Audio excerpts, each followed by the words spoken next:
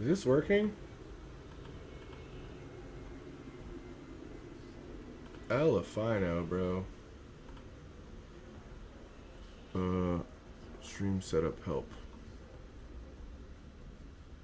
I'm so confused. News and politics. Okay.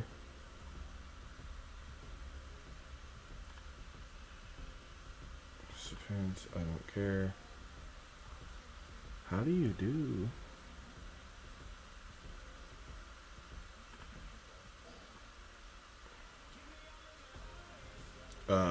Wish I could see anything that was going on, guys. Sorry. I don't know if this is working or not. Should go live. Stream software to go live. Streaming key into your software. Copy. Okay. So. Yo, can you guys hear me? I'm just wondering. Shout out if you can tell me, just let me know what's going on here, because I'm not going to lie, this is like my first time doing this. You guys should let me know what's up. What up to everybody? I am not going to lie, I am a very amateur streamer now. I don't know what the hell is going on. Can you guys hear me? Can everyone hear me? That's my major concern. You can. Okay, so you can hear me.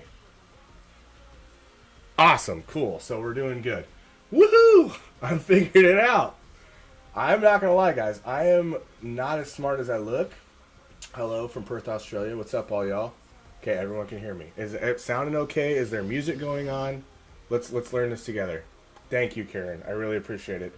Trust me, I'm decently good at a lot of things, but like this whole like OBS YouTube live thing is kind of tricky. All right, doesn't look like you can hear us. No, I can hear you. Well, I mean, I can read you. I can't hear you. So yeah, guys, it would be really, really awesome for me to be able to hear anything that's going on my screen though right now, but we'll figure it out. There's no music, you say, huh? What about now? Can you hear it now? Can you hear it now? I'm wonderful and on fire. Yeah, I just basically came in here. Damn, you guys are flying in. Thank you so much. You look great too.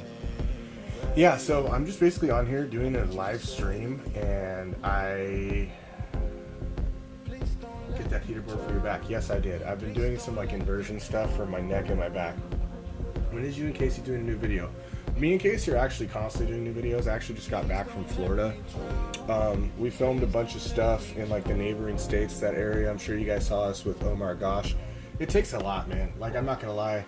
We'll be on the road for like 2 weeks at a time, and no problem, just another trial and error. You'll figure it out. Okay, cool. Yeah, I appreciate you. Let me see. Here. I don't know. We probably don't need to hear anything right now. Sorry, yeah, but no, it takes a lot for me and Casey to like film. And the dude is really just he's a monster. He's like a super editor. He's like a super everything kind of guy. I do my part for sure, but like he has been recording a new album. He's been doing he made that AI video, which technically is not a little less volume to the music. Okay, so okay, cool. So you can hear music. Some of you can. Okay, interesting. Sweet. We're gonna turn it down, way down. Music too loud, hard to hear you. Okay, thank you, Karen. Everyone, we're learning this together. This is going to be titled, this stream will literally be titled like YouTuber learns how to live stream from his audience. Okay, but everyone else is cool. Sound is over your voice, turn down a little so we can hear. Okay, give me like a thumbs up. Give me like a thumbs up. Anybody lower the music a little, hard to hear you. Okay, cool. We're there. See, the hard part is like I set up the monitoring to be able to hear it through my headphones, but I literally hear like nothing through here. Anyway, Casey's a monster. Casey's like, he was recording a new album at the same time as we were putting together a lot of videos just for like updates on what we do. Because again, guys, like you gotta imagine, like this is actually why I'm up here like talking about it today. So like as you can see, even like you see me in this current situation. Like you, up until a week ago, most of you didn't even know that like I've been making music for most of my life. I mean, if you ever looked at my tattoos, like you'll understand. People don't get tattoos about unimportant. Well, I get tattoos of unimportant things, but it's just those are secrets. But yeah, long story short, it is difficult. It's like super difficult to go to these super haunted places and be basically at the mercy of whatever's there, whatever energy we pick up while we're there, and then come back home and be stuck in a dark editing booth and making like basically reliving it and like editing the stuff, and then like a lot of the times when we're out there and we're like experiencing these things as it happened, like I said in my, if you guys saw my tell-all video about why my Ouija board story, but yeah, man, that took like 20 years for me to be able to like talk. I'm even like kind of like welling up with tears just thinking about it, but like it took me like 20 years to be able to express that properly, to be able to articulate that in a way that I think people could receive, and also put myself out there, like basically saying, hey, everybody, have a look into my actual life. Have a look into like how I actually think, what has actually occurred in my experience in my life. It's one thing to sit here and have a parasocial relationship with people that like they watch you do a thing online and somehow they think they know you personally, and to some extent you definitely do, but the other extent is like there's so much in the fabric of who we are as people that it's really impossible to convey through the camera, or impossible to convey like talking on a mic. Even right now, like if you really want to know who I am as a person, when I'm outside of my stresses and outside of these like high intensity situations, like this is me. I really enjoy my alone time. I'm obsessed with music. I'm obsessed with listening to music. My whole entire life is that there's a soundtrack going on. I mean, honestly, I'd love to show you guys some of the stuff I've been listening to. You are amazing, Mandy. Honestly, you are my second super chat of all time, and I know people think that like a million subscribers equals like millionaires. It's not always the case. There are people that have a lot of commerce. Hi Tracy, nice to see you. They have a lot of commerce surrounding their channels, and we're not one of those people. Like even with the merch stuff, man, like you have no idea the team of people that's behind that. Like, and they've been struggling with their own stuff. Like the delivery services are all like experiencing strikes. Every industry is experiencing some sort of pullback or layoff, and we just kind of got to roll with the punches, and we appreciate everybody that has been patient. Anyway, though, what I was getting at is that there's so much of the fabric of our humanity that a lot of people don't really see, and like I'm trying to be more explicit with that on my own channel. What's up, Tammy? But it's a daily like grind, man, like to check on everything, to make sure everything's good. And I'm not saying I don't absolutely love it. I do. I'm blessed to be able to do what I do. But this is the type of thing where you have to be the Jeff Bezos. And not only do you have to be Jeff Bezos, you have to be the manager of the plant. And not only do you have to be the manager of the plant, you have to be the delivery driver, you have to be the customer service, you have to be the everything. You have to be the producer, and it's a lot of pressure to like deal with, especially on top of the fact it's like, oh man, yeah, I forgot tomorrow starts that I have to go walk through the most haunted places in the world for 2 weeks and sleep for 3-4 hours a night, and then be right back in the studio and then edit it. And like you have to really we make a promise to our audience that we're going to deliver these type of things. It's just the fact of the matter is we've chosen something because we're so passionate about it and so curious about it, that you, Tracy, you are too nice. Honestly, that just, you just doubled my entire super chat experience. I'm doing great. I'm actually talking about how I'm doing right now. But yeah, that's why with my channel, like, it's not that I don't want to tell all the scary stories, and it's not that I don't want to tell you guys about my experiences. I really do. It just takes time, man. Like, I'm literally like, my eyes get watery even just thinking about it. Like, it takes time to be able to, wow, I wasn't expecting to think about it and how that happened. It takes time to be able to articulate some of this trauma. Like, it's unlike anything else you ever experienced. It's unlike any other fear. There, at least a lot of things that you can experience in life in the physical world are something that says, this is something that happened. There's certain actions leading up to this that caused it. But as far as like, when you experience something that you don't have an answer for, and it affects the people that you love. It affects, like, you know, how you treat others. It affects how you think of yourself. It affects your emotional relationship and your emotional intelligence with yourself.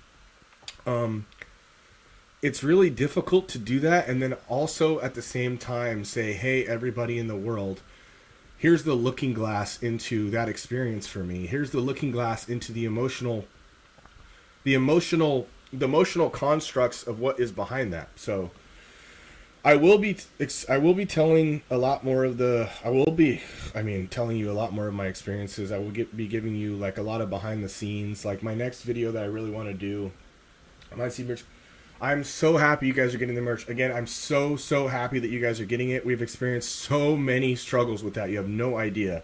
And never, ever, ever do we have any intention of like not delivering on our promises to everybody. But the fact of the matter is like, guys, we are not Amazon Prime.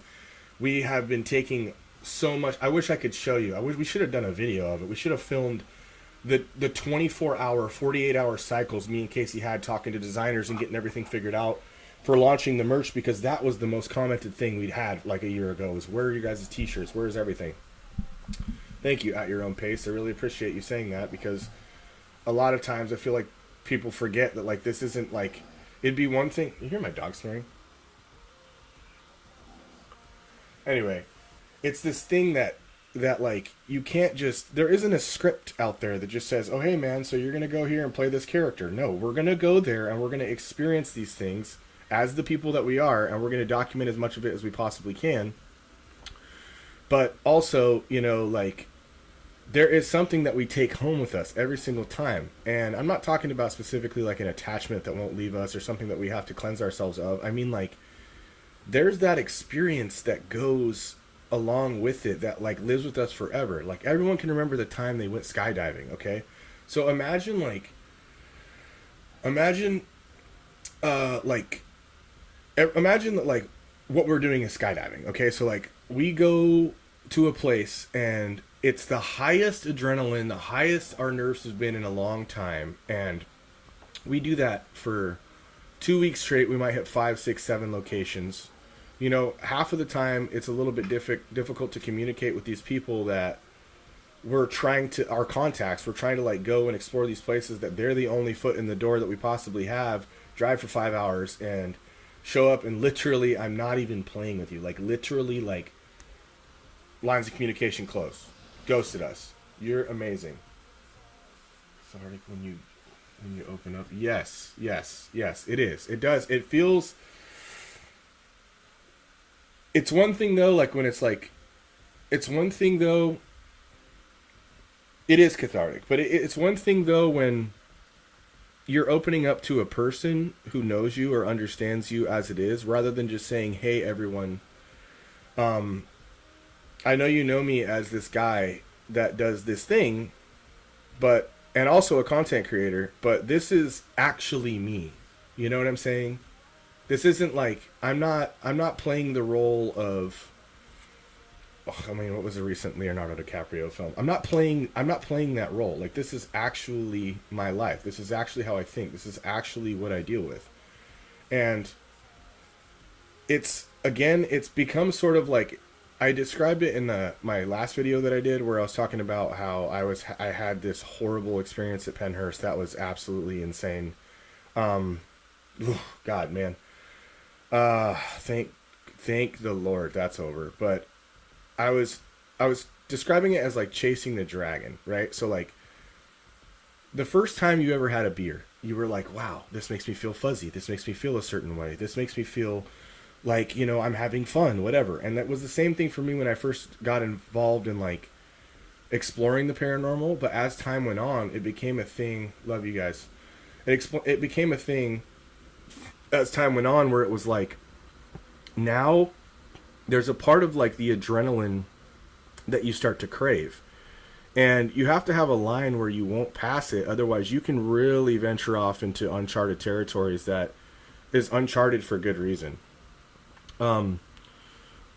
You'll never see me do something that's just like, I'm not trying to elicit some sort of response by doing some dark ritual of any kind. You'll never see me do something like that. But I do try to open up my energy. Thank you so much. Black Onyx. That's all I'm trying to be online. There isn't enough authenticity. There isn't enough honesty.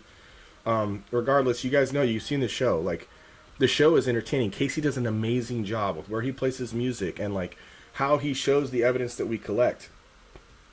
But you know, it's one of those things. It's like you play Super Bowl and everyone's like, "Man, yeah, cool, that was awesome. Your performance was great." And then you walk off and it's 4 months trying to rehab your knee because no one saw the injuries that you got.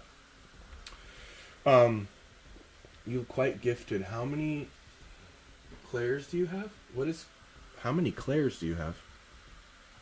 You are quite gifted. How many clairs do you have? You'll have to explain that to me. I'm sorry. I'm trying to stay on track. Also, you'll notice that my content has been kind of like all over the place, but straight up, that is me. I say it all over and over again in my life. I have lived 100 years in these 33 years that I've had. I have been a touring musician at the age of 14. I have been a video editor, a producer. I've been an actor. I've done a lot of questionable things with film. Not going to get into that. I've been a creative director for a lot of like important projects. I have literally like birthed ideas for other people, introduced people to things that it becomes, pardon my French, but it becomes their shit. Like, it is literally like their passion now. And I'm the one that introduced it to them. I'm not this person that walks around taking credit for other people's accomplishments. I just know that that's my role in life.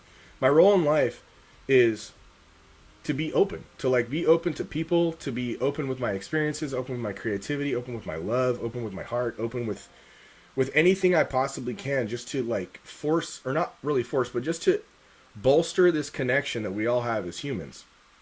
And that's partially where like some of my infatuation with the paranormal comes, is because at what level, like where's the line? Like, at what level does human stop? Like, is it stop with the physical body? Is it something that's implanted to us in our human form that is driving us, that carries through life? You know, I've had people approach me in life saying, "You're as blue as they come," and I have never met them before. They walk right up to me. They're like, something about you. I just want to say, keep doing what you're doing. And they don't even tell me their name. They walk away. They tell me, this isn't your first time. Like, you know, you have a couple more go-arounds left and then you're good. Like, these things that happen. Oh, you sent me a nice little flower. You guys are incredible. I completely forget about super chats. Thank you so much. You guys have no idea. My podcast has been a little bit rough lately as far as viewership, but I don't mind. It's not for viewership. It's not for making money. It's just for sharing things with people that they wouldn't otherwise know. So, yeah. Anyway, let me get back here. Glad I found you. We're live. Yes, of course, Karen. Thank you. I think it's called cryptic. Yes, you're smart. That's actually another question that I get all the time, is what happened to Tanner.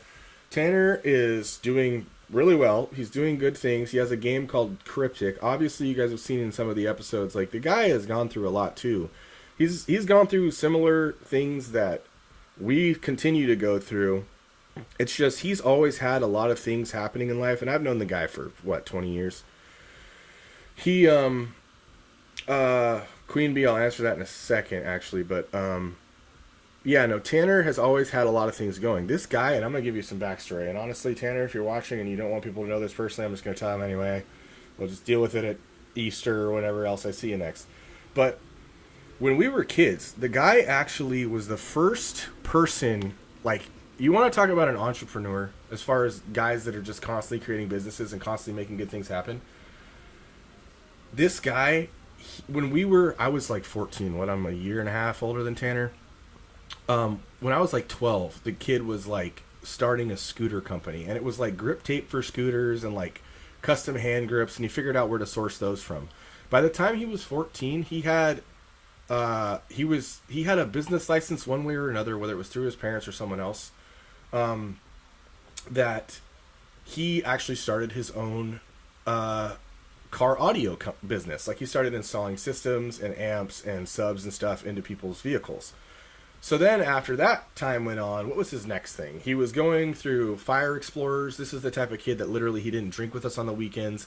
Every Saturday he had to be at Explorers, and he was dedicated to it. He then became a paramedic, and then after that became a county firefighter. He's the second youngest person in Las Vegas history to become a county firefighter. Now, that's not saying nothing, man. That's a big deal. That was a really, really competitive thing. Like, I got busted for smoking weed when I was like 19, and they wouldn't even consider me. Look, they wouldn't even consider me.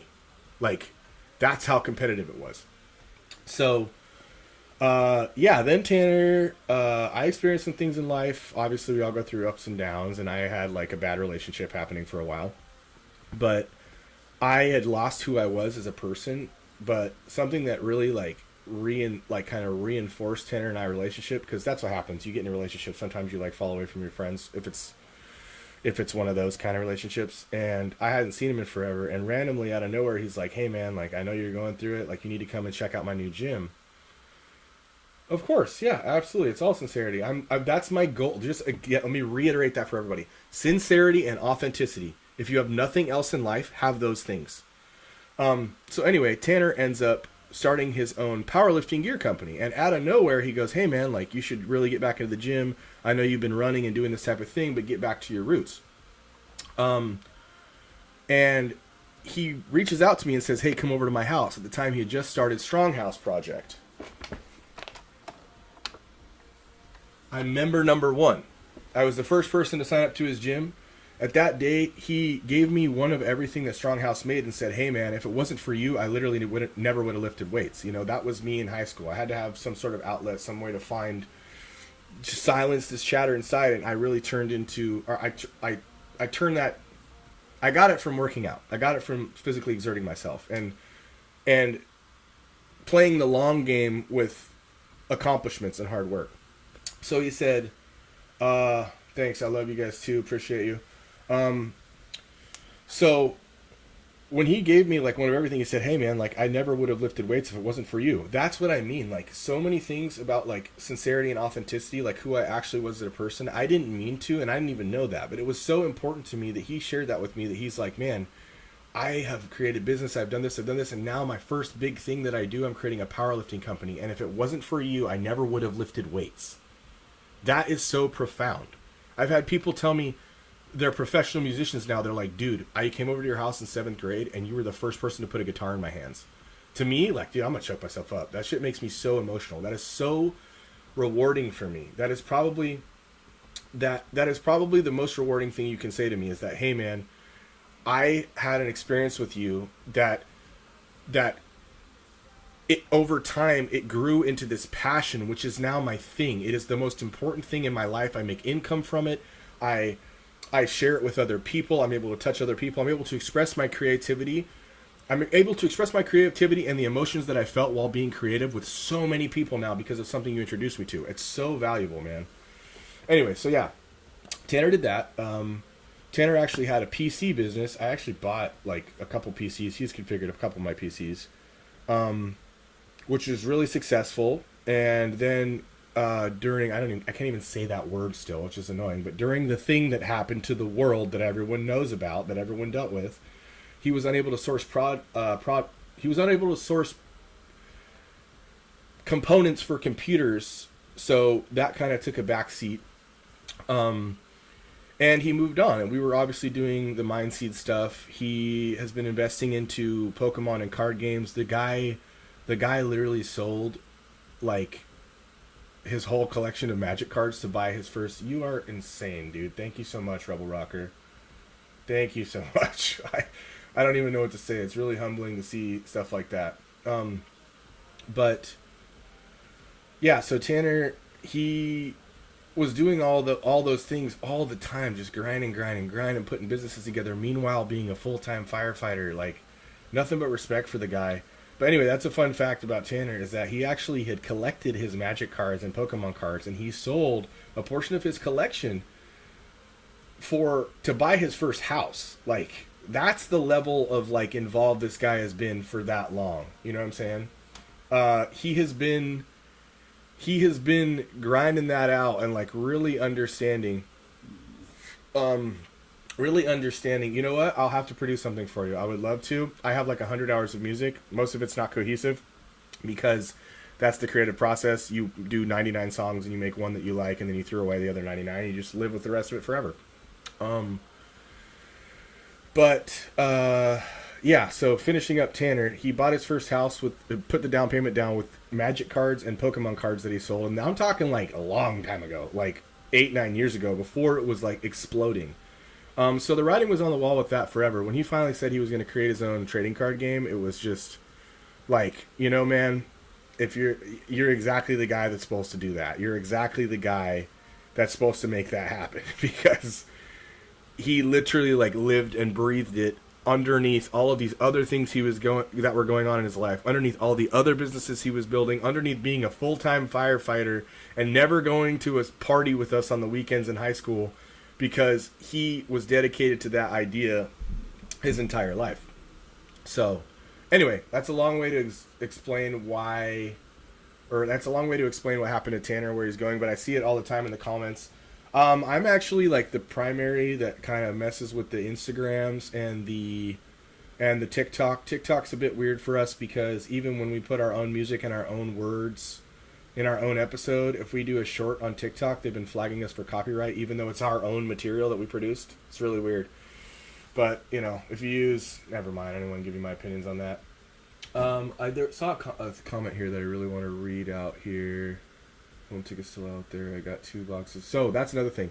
The golden ticket has instructions. So, if you got it in your box, follow the instructions, because there's no way. We don't know. Our distributor, we gave it to him and said, hey, at the right time, I want you to randomly put a number generator and say which box gets the ticket now. So, like, it's completely outside of our hands. We won't know until you contact us through the way that is specified. And again, just so no one makes a duplicate or tries to like tell us like, oh, hey, I'm the one that won it, because even then it happens. Like, we have it that way on purpose.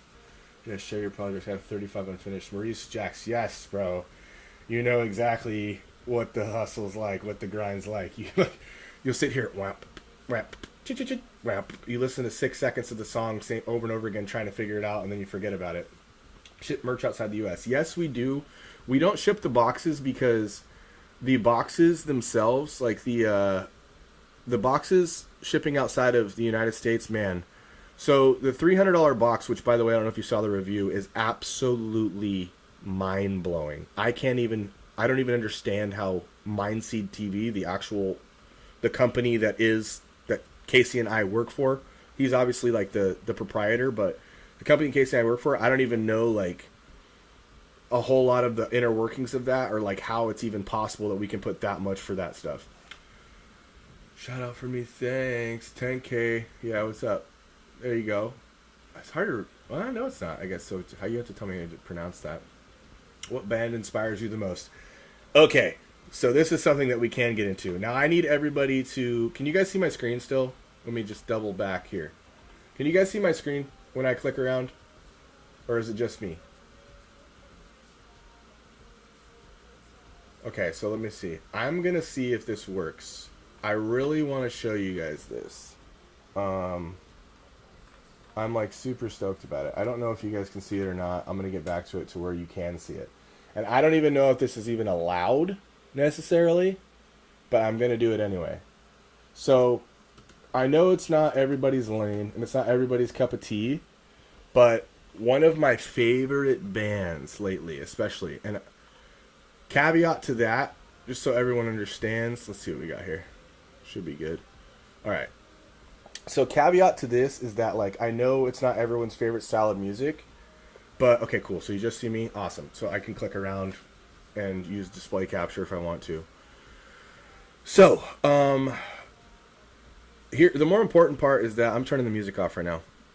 Okay, so the more important part is the music gone. Someone help me out. Yes, it's gone. Music's gone. Triage Nurse 5 Clinics. I have to hit the hey night, y'all. Hey, Mandy, you're incredible. I saw your super chat. I really appreciate you. I see your name all the time, and you're nothing but positive. You're nothing but you're literally a true fan. I'm saying that right now. Mandy Livingston, you are a true fan. You've never once said anything negative. You never questioned any of our intentions around this. You've never done anything but be positive and supportive to us, and honestly, that's the kind of fan that we love.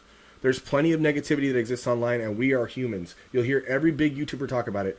Don't read the comments, don't read the comments, don't read the comments, because for some reason people like to gravitate towards negativity lately, and I think it's absolutely disgusting. I don't even read it anymore. I stay in my own lane because ultimately the overwhelming positivity always cancels out the little bit of negative. But because we're human and we're all self-critical in some way, we focus on things like that sometimes, and I'm not absent of that either. I'm trying my best to become more emotionally intelligent myself. I'm always doing that. But voice and mouth is because I talk fast. So, regardless, thank you to everybody that's been supportive and been positive.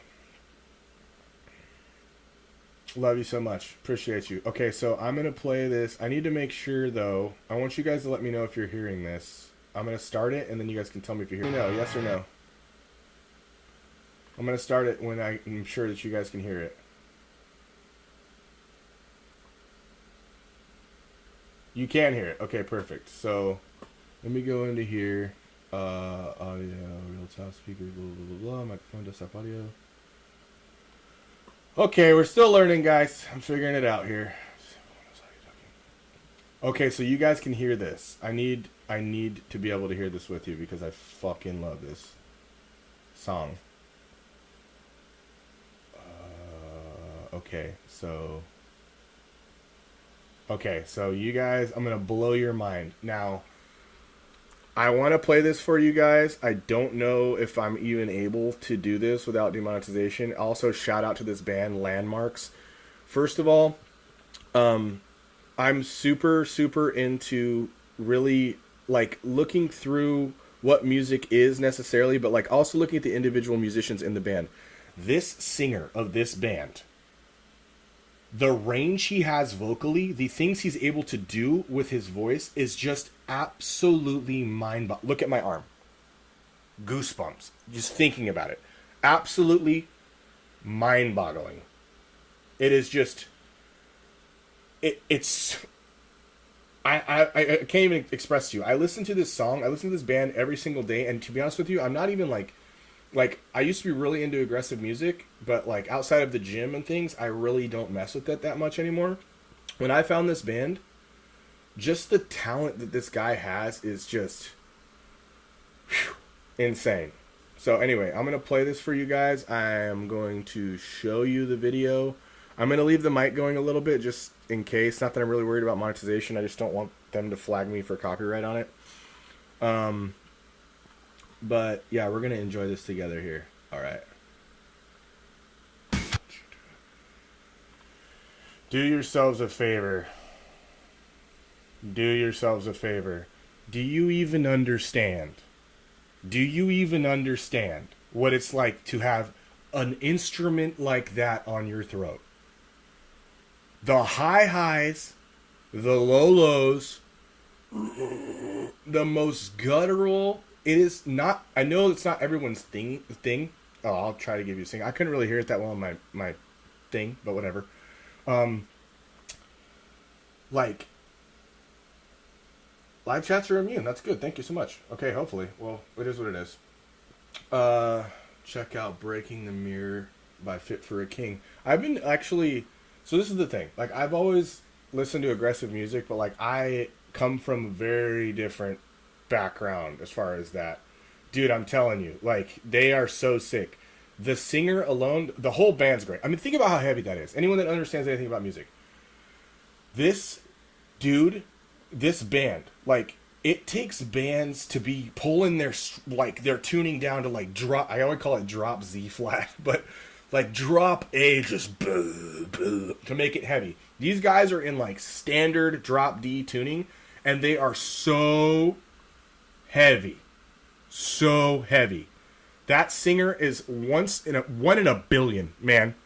He's your Chester Bennington of this genre. Anyway, so... Favorite musician's a hard one, man. I'm all over the place. Like, I love electronic music just because I love the idea of someone... Okay, I'm gonna wrap that up into something general and nice and tight. I've been a musician my whole life. One of the big struggles that I had being a musician when I was younger was, you'd go to band practice and your drummer wouldn't be able to make it, or your guitar player wouldn't be able to make it. You spend 2 hours waiting for them. What a digital producer became is essentially you have to be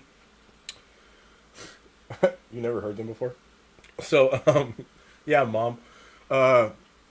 So what a digital producer became, though, is you no longer had to wait for your guitarist to show up or your singer to be this or your singer to be that. You have it all right here. You can modulate every single instrument that you want. If I want guitar sounds, I can make guitar sound. If I want keyboard, I can make keyboard. If I want to make a drum kit, I can do it right here on these little trigger pads, right? So now I can compose my own music without waiting on anybody else. I can get 10 times the work done rather than just waiting around. You know, hopefully the creative minds are cohesive in the situation.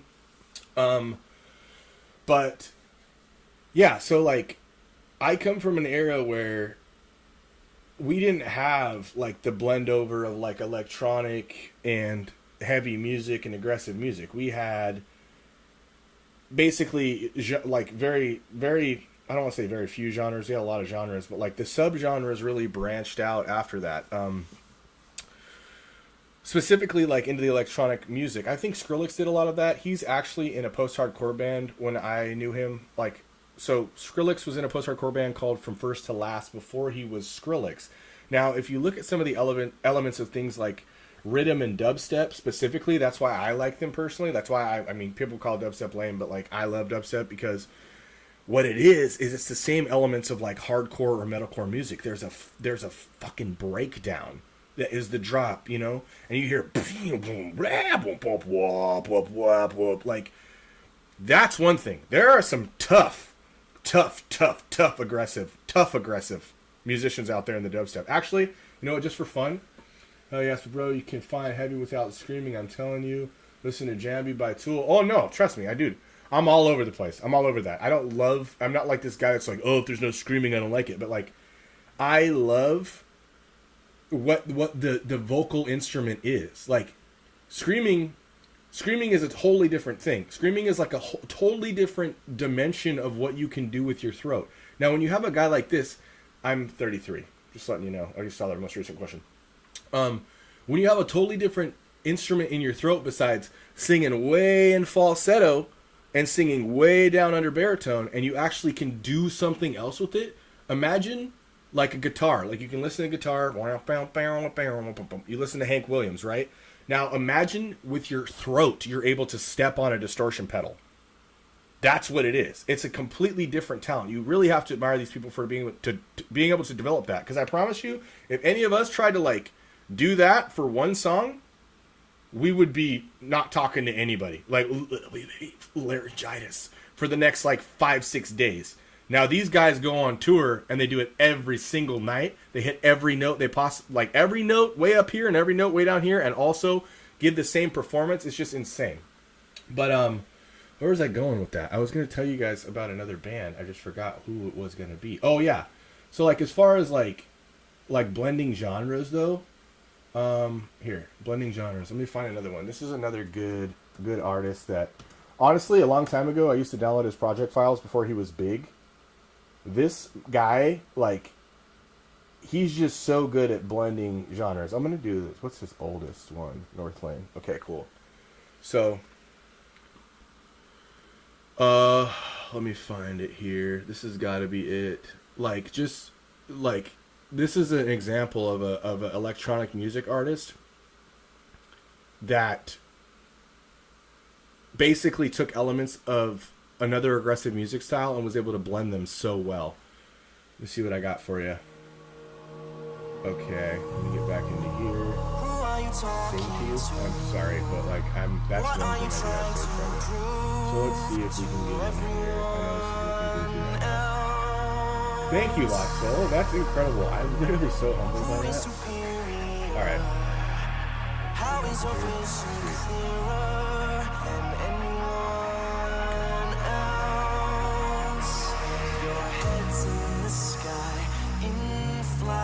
But you will crash and burn. But you will crash it.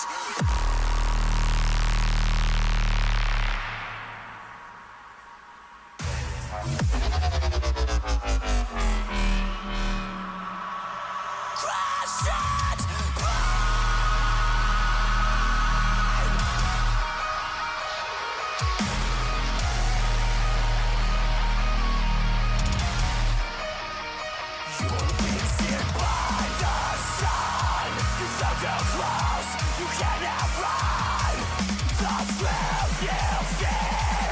under your skin.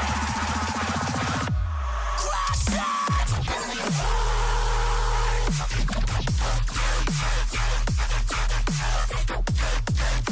Nutty.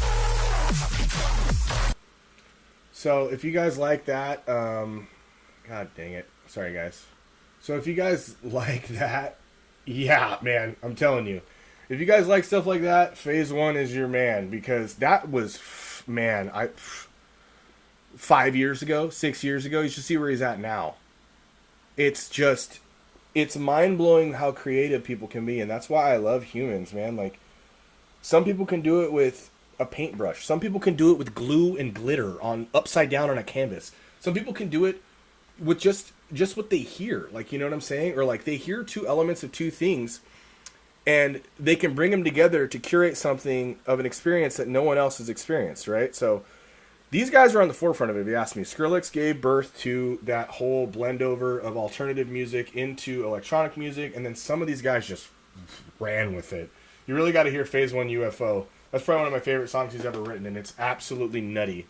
Just because even then, guys, like, I'm going to click through some stuff.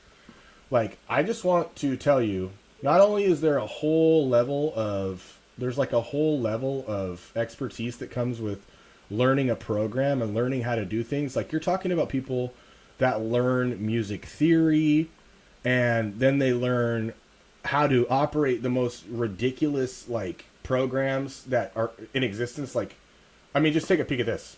Like, take a peek at what I'm looking at here.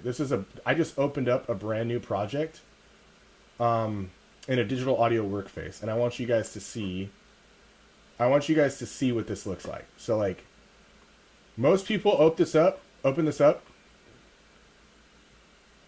All right, go ahead. Have fun.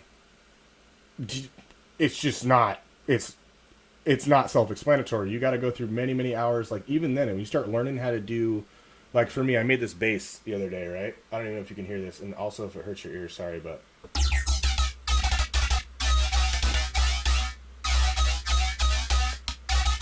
Like, these are skills that people have had to develop over a long period of time, you know?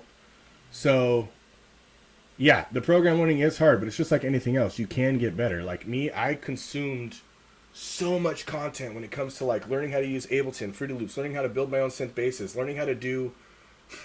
Thank you. Learning how to build my own synth basses, learning how to... like, just even like how to structure, like, you see me do it in that little tutorial video. What's cool about that tutorial video, I know it's not everyone's cup of tea and not everyone's gonna watch it, but, like, it was so fun. Like, it was so fun for me because I forgot, man. I literally went, as soon as I made that tutorial video, I did it with just my laptop. I went and I picked up my MIDI controllers. I actually have my speakers, my amps, my preamps, my interfaces in the car. Why sad face? What are you doing? Anyway, like, I went and picked up so much of my gear, like, because I just remembered, like, man, this is something I used to do all the time. And a little bit of a backstory behind that, I was in a bad relationship with somebody for a long time. And I used to kind of hide from my relationship by going into my studio. And again, it was like my mid-20s, so everyone goes through stuff in their mid-20s. People become better people after they go through certain things, and I hope that for the other party that I'm talking about. But, I used to, like, hide my head and, like, just, like, basically hide myself in my studio, and I would just spend time making music so I didn't really have to face the reality of my life. And because of that, it was really unfortunate, but somewhere in my mind, like, I attached a lot of trauma to that activity because that's what I used to do to escape it. So I kind of, like, moved away from making music. Plus, I'm a drummer, man. Like, I played drums my whole life, played guitar my whole life.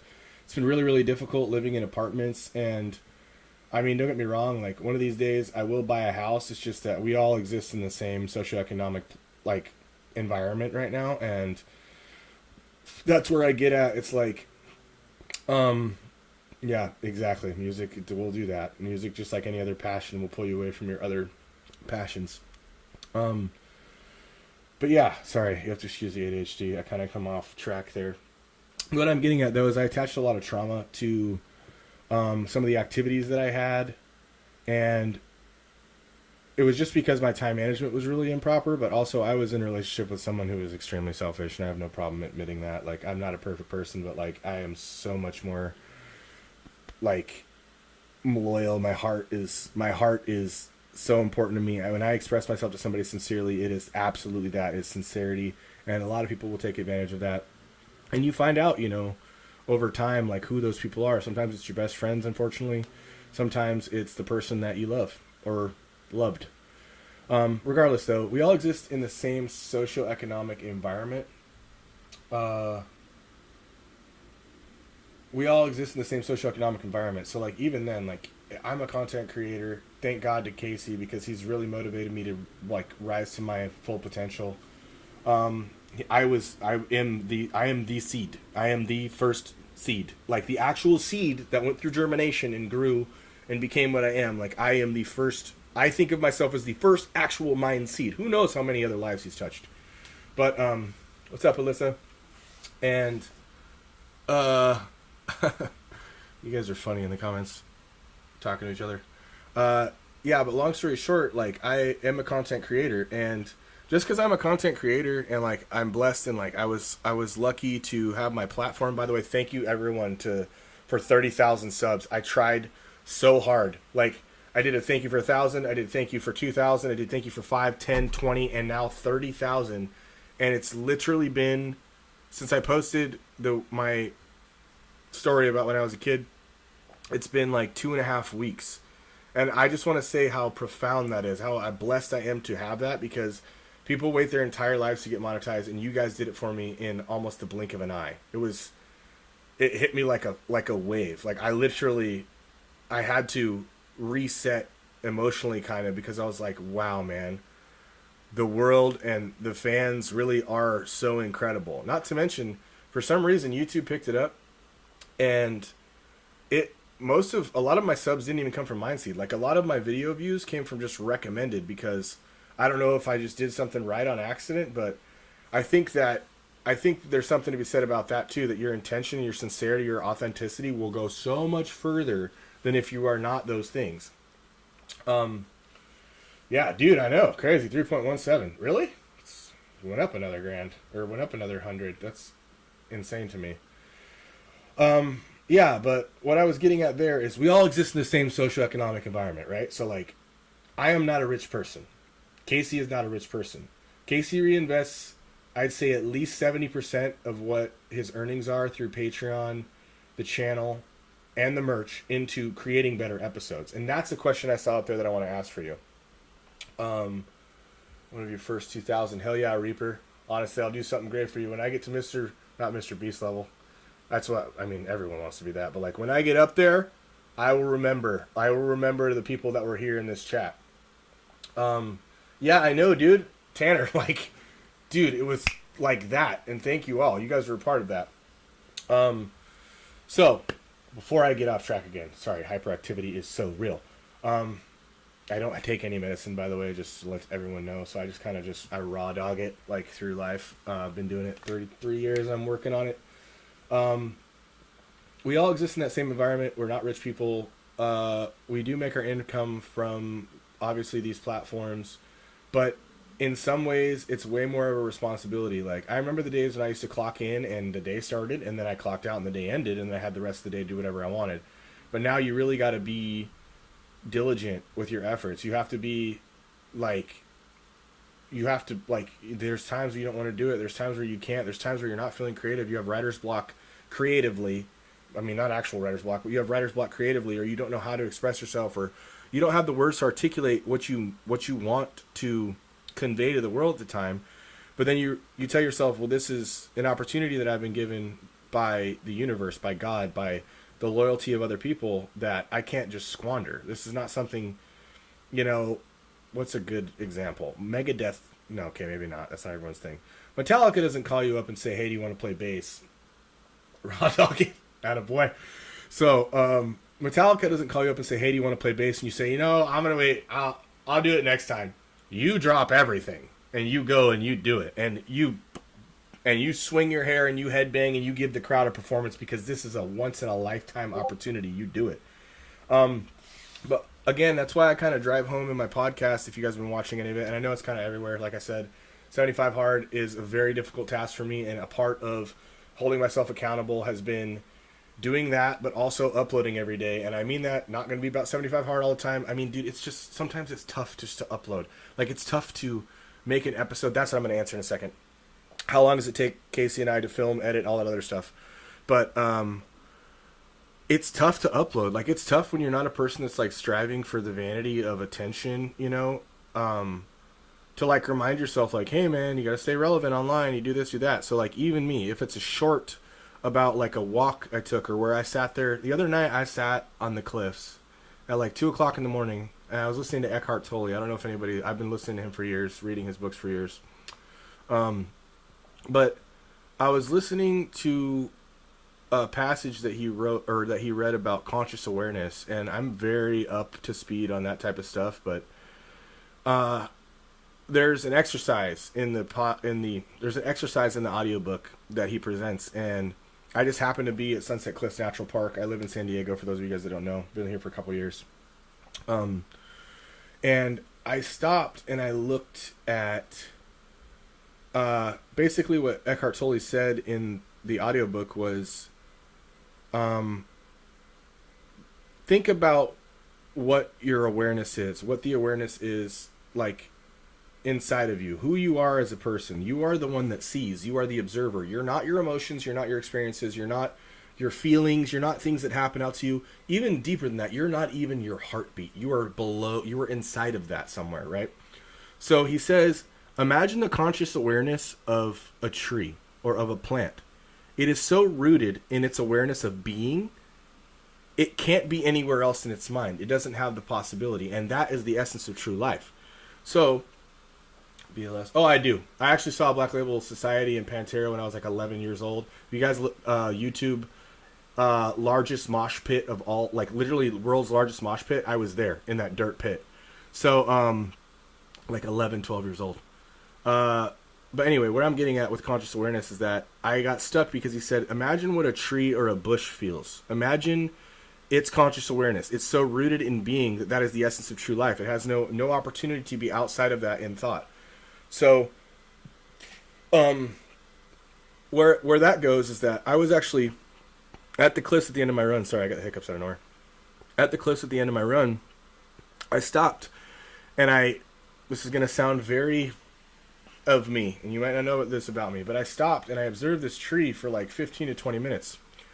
And what tripped me out is thinking about how many times I've walked past this tree, how many other people have walked past this tree, how long this tree has been in this ground, how long it has been observing what's around it in its own conscious awareness, how many emotions it's probably experienced of other people, the kind of how many different versions of chaos it's seen, you know. And ultimately it still continues to thrive and grow, and it doesn't ever have imposter syndrome. It doesn't ever have like this feeling of being like embodied in something that it's not. It just is. It simply is. And it flourishes. It flourishes in one aspect or another forever until it no longer does. Until something from the outside involves itself in its growth process that hinders it. You know what I'm saying? We're all like that. Yes, I am very much a metalhead. But I'm also an everything head. I'm a metalhead. I'm a house head. I'm a rap head. Dude, I'm like hip hop head, big time. Not the same, probably some stuff that not a lot of people know. Well, I mean, I don't want to say that. I'm not trying to be enigmatic, but like, I come from the LimeWire generation where I would try to find my little thing that no one else knew about, and I would like keep it to myself until it was time to share it with someone else. So before I get too far like wide on all these topics I'm talking about, that's me in a nutshell, man. I spend a lot of my time alone. I spend a lot of my time meditating. I don't even know if I'm allowed to say it. I'm not I'm not constantly trying to change my state of mind. Trina, thank you so much. I'm not constantly trying to change my state of mind outside of sobriety, but I have definitely gone on some serious quests. And I mean like full Rogan dose or higher Grateful Dead concert. Let's learn about what causes these feelings and emotions inside of me. Let's not think about experiencing them. Let's really trace back the root cause of what started these things. And you can only do that through self-exploration And there's a lot of things on this planet that come out of the ground that will help you learn those things about yourself. It's about awareness, right? So it's about bringing you back into that conscious awareness of being instead of like what you're thinking about. Tupac or Biggie, Big L, Big Pun, definitely. Yeah, LimeWire, dude. What about Morpheus? I kind of missed the Napster thing, bro. I think the same way about everything. Just look up stars, wondering. Yeah. So when you look up at the stars and you're using your normal, you're a 3-dimensional object. So for us, we're 3D, right? Three-dimensional beings can only perceive things in the second dimension, just like a fourth-dimensional being would only be able to perceive things in 3 dimension or lower. It's like a one-dimensional being or one-dimensional object would be something like a straight line on a piece of paper, right? And it's completely flat. A 2-dimensional object would be something like a piece of paper itself. It's got no depth. It's just got its length and width. 3-dimensional object would be something like a cube. But even us, we perceive a cube as a square. As much as if with the absence of light, we perceive it as a square. 4th-dimensional object would be able to perceive the 3 dimensions that we are. They would basically be able to see anything that was made up in the physical realm that would be perceived as 3D, that we would assume to be 3D. So now, as you move up that chain, if you can only see 1 dimension under you and below, when you are able to expand your conscious awareness through some of these things, like, I can't even say them on here, but they come out of the ground and out of cow poop and stuff, and other flowers have these extracts that you can take from it. When you expand that conscious awareness and you look up at the stars and you no longer see what looks like a projected image of tiny little dots of light, you now can see depth. You can see divine geometry. You can kind of perceive it, not completely, but you can kind of perceive it as like, okay, so it's not all flat with all these little speckles. There's this geometric shape. There's just geometric shape. This one's actually coming at me from this direction. This one's coming at me straight on. This one's actually coming at like this diagonal, non-linear path of movement. It's insane. So 75 hard's going good, man. Today I will actually show you. I'm bad about checking the tasks off as it happened, but today I've already gotten 1 workout down. I actually was supposed to get a book today, but I have plenty of books that I can read today. I'm about 3/4 of a gallon of water in, but yeah. Today is, it's so funny because they keep a little diary for you of the times that you tried and you made it, or tried and you didn't make it. But yeah, I'm on day 9 officially. So pretty excited about that. Radiation bills. Okay, brother. You know what's up. Yeah, so I don't... Lost soul. Exactly. Those kind of things. These little guys that she's posted here. Yeah, exactly. So flowers. You know exactly what I'm talking about. They give it a little... It's not an acronym, but they give it initials of some sort, you know? Cool. Terrence McKenna? No? Anybody? Yeah. So not everything has to be demonized like that. The same way as, like, I did a weird thing about steroids, and again, a caveat, or just full exposure there. I'm not a guy that uses those type of things, but I feel like it's becoming more and more popular for people to use, especially because of what our... Am I even allowed to talk about that? I don't even know. What our food has done to us in recent times, especially with, like, in regards to being able to, like... How do you say this, dude? I have to be so careful. It's ridiculous. Like, in regards to, like, the normal instincts you have as a particular kind of person, I don't even know if I can say the G word, kind of person that make up what creates a masculine person. So depletion in those things, I feel like it's really popular, or like really common now for someone to have some sort of hormonal supplement that they take to be able to maintain that certain level. Not to mention it helps with things like impotence. I mean that in the way of, like, fertility, not the other part. The other part's chill, good. I have great circulation. But yeah, as far as that is concerned, I'm not a person that, like, super advocates for steroids. I advocate for anybody who wants to do anything, they should be able to do. That's it. You should have free will and choice of what you want to put in your body. I feel like you should do it the smart way. I feel like you need to I'm not going to fault somebody for not doing it really, but I feel like you need to, absolutely need to absorb as much information on some of these controversial things that you're considering doing before you step into that arena. That's a big one. That's a huge one. Yeah. But regardless of that, there's also, these are therapeutic things. Here's a full, I mean, I'll give you guys something real personal right now. So experiencing, and again, this one's kind of touchy. So like, I don't know. But like me, I am not someone who has escaped some of these disorders that are much more rampant than they were 20 years ago. I feel like a lot of it has been by design. I'm not going to lie. We all know the fishy shit that's happened in the past 20 years, from the conflicts we've been in as a country that were not up to us, to the information that's been available, that's been provided to us throughout our lives. So, but with that, I have similar things. I've never taken any medication for any of them. I refuse to. I feel like all it's going to do is it's going to compound the issue, or it's going to hide the issue from me. And if in the absence of some of these treatments, I would just revisit a lot of the symptoms. So regardless, I have experienced many bouts of depression, and I'm not talking about like things like, well, I'm sad now for a period of time. I'm talking like years at a time. Everything is gray. There's no joy on Christmas. There's no joy in love. There's no joy in music. There's no joy at a concert. There's no, like, it's just, it's something that I don't wish on anybody. I definitely experience anxiety.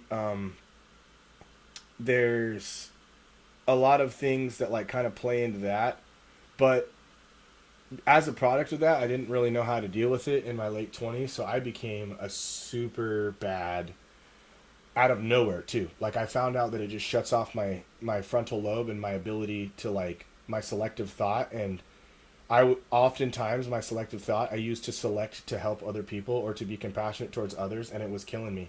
Like, I was being so compassionate and trying to help other people, find success, or help other people like establish a footing underneath themselves, that I always put myself last. That's why if you see in the podcast I did with Casey where I talk about like it's been hard for me to put myself first, I always put myself second, because I never really thought of myself that. I had this mental block that kind of went on where I would think to myself, I'm gonna outrun, outlift, outthink, outread everybody, and finally someday maybe I'll be second place. So now I finally realized that I want to champion a lot of these endeavors that I do. But regardless, in my late 20s, I became like really, really reliant on the booger sugar, like super bad. And it was out of nowhere. Like, I've never been someone that had an addictive personality. It's just I found that stimulants had a paradoxic reaction to me. So like, whereas I experienced, this is me, straight up. This is me sober, guys. Like, fucking hyper. You know what I'm saying? Like, hyper-minded, if I have some place to place it. You know what I'm saying? But what it helped me do is it helped me shut off the selective thought, and it helped me kind of calm down and, like, not be so concerned with other people. Like, whereas a lot of people do that stuff and it makes them super social, want to talk, want to go hang out, want to go do that. That's not me. I would just recluse, and I would do it by myself, which is a much more dangerous way to do it, for sure. But out of nowhere, I started doing, I've heard a lot about that with ADHD and autism and stuff like that, is that you have paradoxic reactions to drugs. But, where I got myself out of that is like one day I always had the guilt while I was doing it. I was like, man, I don't need to be doing this. I don't need to be like, this is just compounding my issues. I know it. But like, I was addicted to the feeling of numb, addicted to the feeling of not having to care so much about everyone else. And it was actually the stuff that you keep putting emojis of and the other extracts from flowers that I remembered. I was like, dude, I don't know why I haven't done that in a while. Because I used to use it like macro, like Jedi fucking Grateful Dead concert double dose to like really reset myself. And I'm not someone that uses it for like recreation at all. Like, I would just go on like a spirit quest for one of my favorite times was, actually I took it with somebody that time. One of my favorite times was I took a bunch, and I walked up a train track on the coast of Oregon. I'm telling you, I experienced all biomes that day. I experienced like rainy, like ocean side. I experienced snow, forest, like everything. 18 hours. We went up a railroad track on the coast, like outside. Like there was the railroad track, there was some bushes, and then there was the ocean of Oregon. And we went all the way to where they filmed the Goonies, up in Astoria. And it was just the most insane, like refresh for me. That was when I really, that was like the last time I ever even thought about using it. That was like 4 or 5 years now. But exactly. Great way to put it, Christina. Amazing way to put it. It's very hard for people that are empathetic to find a way to not have feelings. And it's also not a good thing. If you are gifted with that, you should be able to, you should see it as a gift. It's a blessing and a curse kind of thing. You know what I'm saying? But regardless, yeah, so I found my way out of some of those more serious substances by doing like a reset of my mind with that, like expanding my conscious awareness, like really becoming the being again, rather than letting everything on the external world, affect me so much that I was unable to function or even experience joy. And don't get me wrong, not every day is going to be great. Not every day is going to be amazing. Not every day is going to be like you're so energized to be able to do something that you want to do. And like sometimes it even sucks. It's like your birthday, everyone set up some stuff, and like you really want to like be there and show up for it. But at the same time, it's like, dude, like all I want to do today is, you know, put my head between two pillows until this feeling goes away. And it's tough, man. That's another thing about, it's funny because like all this stuff is coming full circle right now. Like, because 75 hard actually kind of helps me with that as well, where it's like, regardless of how I'm feeling, I have the task to accomplish. It's either that or I let myself down and start over again, knowing full well that the only reason why I didn't accomplish it is because I didn't feel like it. Now, let me ask everyone in this comment, maybe you guys can give me a thumbs up or a thumbs down. I already know what's going to happen. Give me a thumbs up for if you want to go to work every single day. If every single day comes, if even it's the weekend, you're like, yes, I would rather be at work. Give me a thumbs up if that's you. Give me a thumbs down if not. Not everyone wants to go to work every single day, you know? Like, but it's the people that kind of, awesome. What is going on here? Text channels.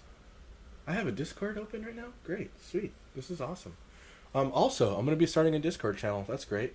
I might do the full content creator thing and just like get a Twitch stream going, whatever else. I feel like this is so much more natural than for me. Yeah, so like that feeling does suck, but there are ways to break out of it. And the way that you break out of it is you have to change the old behavior. And I'm sure you've heard it from a lot of people on podcasts and things like that, especially like the most popular things that have been going around. I mean, there's been a lot of creative editing from the people that try to drive agendas to make you not like certain people, to call them misogynists and negative and whatever else. But no, I mean, if I sat here and I said, I think that this person is bad for these reasons, and they chop that up and say, I think this person is, and they find somewhere else in the statement where I said good, and they said good for these reasons.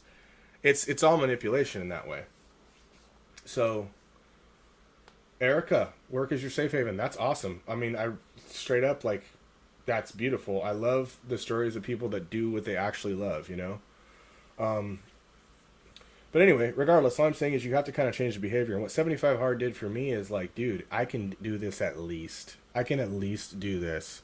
I can at least do 45 minutes of running in the morning or jogging or walking or whatever the hell it is, and do 45 minutes of lifting. I have enough different areas and muscles of my body that I can do that every single day.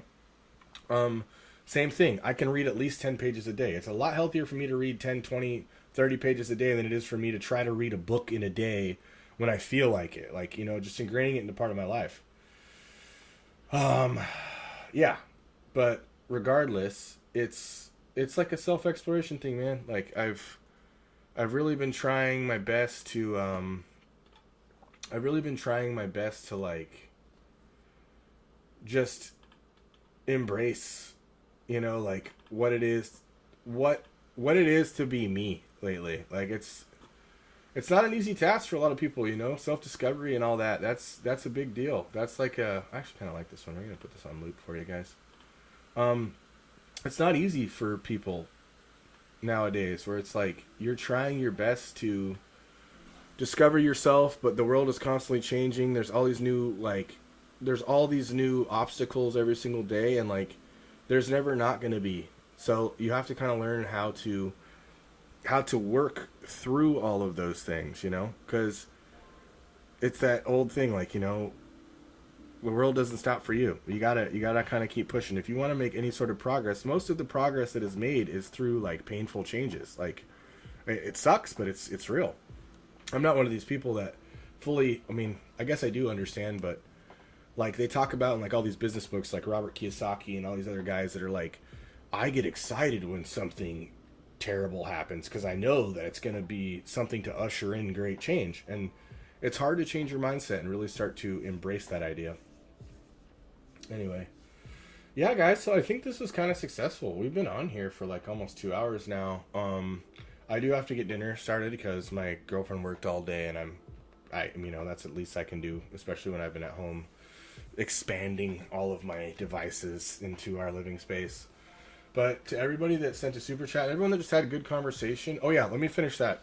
How long does it take for me and Casey? Actually, can we pause for like 1 second? I'm gonna put on this little. Let's find something. I gotta pee before I say goodbye, if that's okay. Who's another one? Let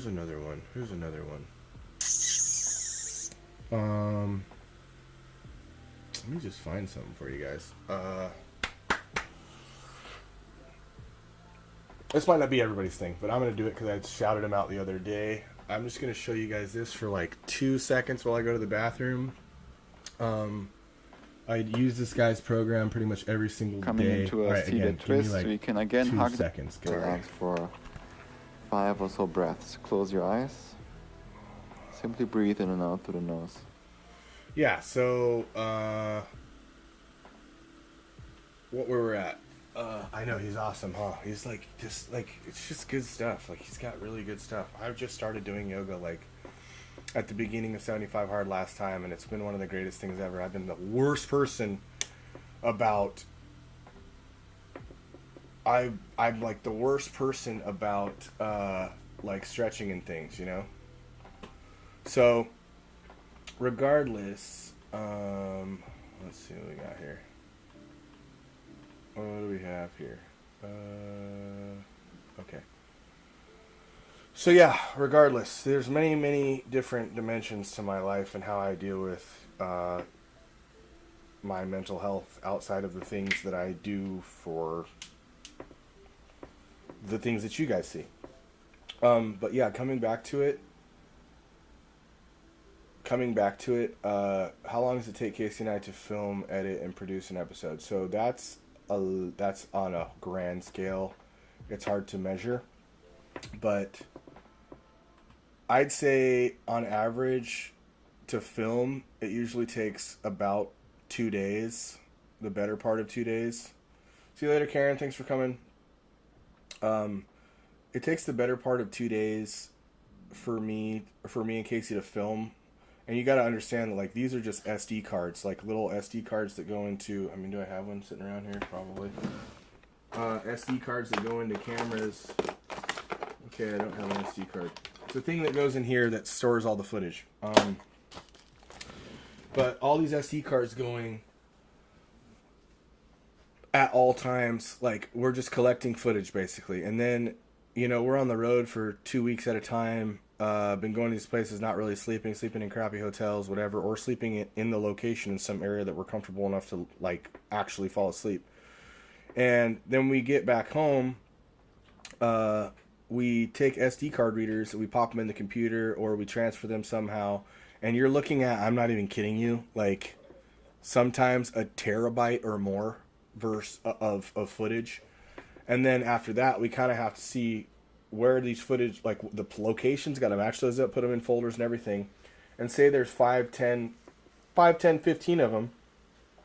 Now it's about taking those and then looking at them and cutting through gigs and gigs of footage that's not usable, or that is just like long drawn out stuff. You know, like we walk around the place for 3-4 hours, and like we are trying to condense it to like a 30-45 minute episode, because you've seen channels out there, man. There are channels that do similar stuff to what we do, and they will literally show you like eating at a restaurant beforehand and like going into it, and there's like no creativity in the editing. And I'm not knocking those type of people, because they have their journey too, but it's a ton of footage. Then it has to be consolidated and condensed, and then on top of that, now we have to show you how it happened, like as if you're like along with us, you know what I'm saying? So structuring it in a way that makes sense without giving you too much of like we're not trying to give you guys like the stuff, like the fluff of just like, you know, oh well, hey, you know, on the way there we stopped and we had this and we had to get gas and we talked to a guy about whatever that was unrelated to this, like, you know, or like, hey man, so we decided we were going to check into the whatever roof motel. Like, also, like, we give you guys a Netflix quality episode, and Casey's insane with editing, let me tell you. So the guy's got a gift. Like, this is another guy who's got 10,000 hours plus behind the computer, in the editing bay, like learning how to do these like, what's up, Daisy? Learning how to do these things. He is a YouTube learned too. Like, he didn't go to school for that. Like, he created that with his own passion, his own want to do it, and just building those skills. So, regardless, I haven't heard anything back about the golden ticket. There are instructions on the ticket that'll tell you who got it. Please follow the instructions, because if you don't let us know, we won't know. We'll just be sitting here, all of us, in the dark. No pun intended. So yeah, but regardless, so that's just the filming and the getting the footage like home, and then like getting the footage organized. And then you're talking about editing. Like, editing could be anywhere from the actual, after all of that stuff is done, after all of that has taken place, the actual editing could be anywhere from 40 on the low end to 60, 80, 100 hours, depending on the episode, depending on how much activity, depending on the flow, depending on what was happening, depending on what was usable, what wasn't, as far as like audio. And, you know, it's not easy to film in the dark. You guys should Google it. Like, Google the amount of cameras, Google the amount of money you have to spend on a camera just to be able to film in the dark with a flashlight. It's an investment every single way, with the income, with the time, all of it. So, what's up, Raven? I'm glad this was weird. This has been a good flow in the chat. It's like some people that were here, they had to go, and then there's new people showing up like at this point in it. But again, I just want to say how thankful I am for everybody that does show up to this channel. Everyone that even does show up to the podcast that I've been doing. That's mostly for me, just to prove it to myself that I have other parts of my personality that people are willing to receive, you know? Yeah, so the long answer to that is that it takes a long time to produce an episode. The AI video alone, I'm not even going to lie to you, like, the AI video probably took Casey at least 100 hours.